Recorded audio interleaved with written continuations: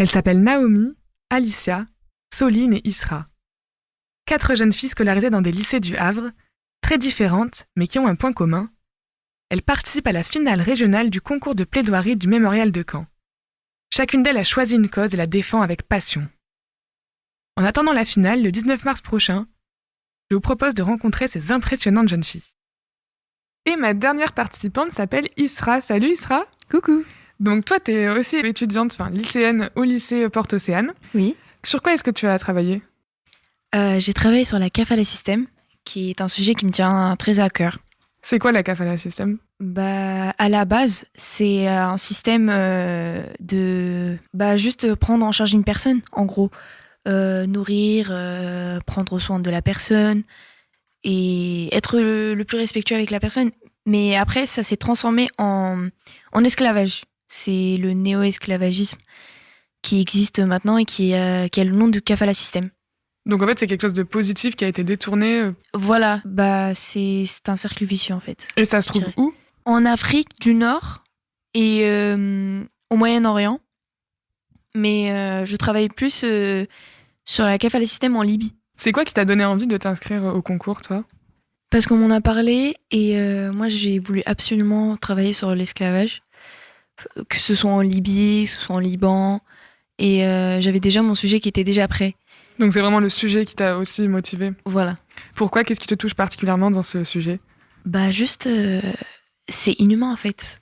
Je trouve ça cruel qu'on puisse encore avoir de l'esclavage au XXIe siècle. Tu t'es entraînée comment pour préparer les plaidoiries et pour aussi trouver les arguments ? Ça a été une charge en groupe, je dirais. C'est-à-dire que j'ai pas pris toute la charge et toute la somme de travail toute seule. J'ai été avec la prof et mes camarades de classe. On s'est tous aidés et au final, je suis sortie de la classe avec une plaidoirie de 8 minutes complète. Voilà. Vous êtes fait relire, écouter mutuellement les plaidoiries ? Oui, et même rajouter des parties. Ce que je trouvais que ça manquait chez quelqu'un, je rajoutais. On rajoutait dans ma plaidoirie et on se partageait les idées. Est-ce que ça irait ? On se prend la tête en fait entre nous pour faire une plaidoirie parfaite. C'était un travail minutieux alors. Oui.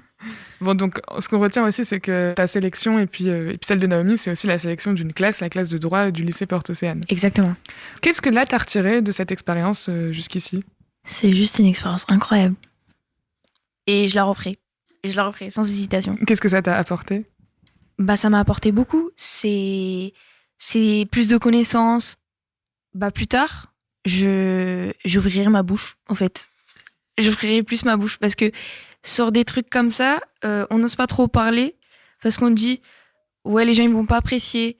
Et en fait, je pense que étant étudiante ou étant avocate plus tard, j'espère, j'oserais parler sur ça. Parce que...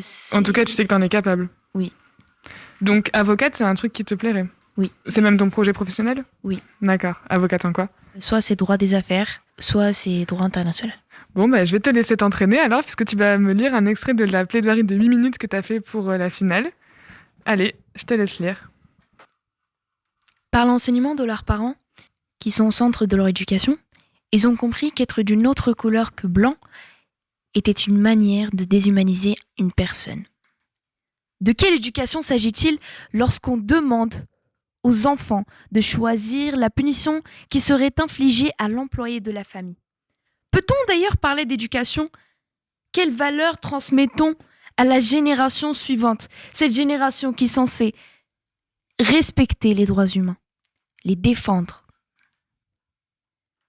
Comment faire cesser de tels agissements s'ils sont transmis de génération à l'autre ? Personne de condition non libre considérée comme un instrument économique pouvant être acheté ou vendu et qui était sous la dépendance d'un maître. C'est la définition de Larousse de l'esclave. Car c'est bien de l'esclavage dont il s'agit. J'aimerais revenir sur une partie de cette définition, ou revenir aussi 2 siècles en arrière peut-être. Était sous la dépendance d'un maître. Larousse emploie ici de l'imparfait. Était.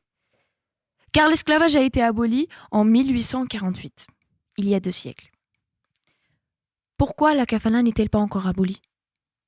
Et pourquoi l'esclavage existe-t-il encore? Pourriez-vous me dire quel est donc le but de fêter le 2 décembre, la journée internationale de l'abolition de l'esclavage, quand il est bel et bien pratiqué? Une fête doit être joyeuse, et cette célébration en l'occurrence devient triste et abominable. Si, Isra, franchement, j'ai trouvé ça super. Puis alors, j'ai bien aimé aussi tes petites pointes d'ironie, là, où on se sent pris à partie aussi. Il y a beaucoup de jeux de mots, en fait, dans ma plaidoirie. Ouais, puis tu prends vraiment les mots littéraux, là, l'imparfait, regardez et tout. J'ai trouvé ça super. Merci à toi. Pareil, hein, je penserai à vous deux pour la finale. Merci.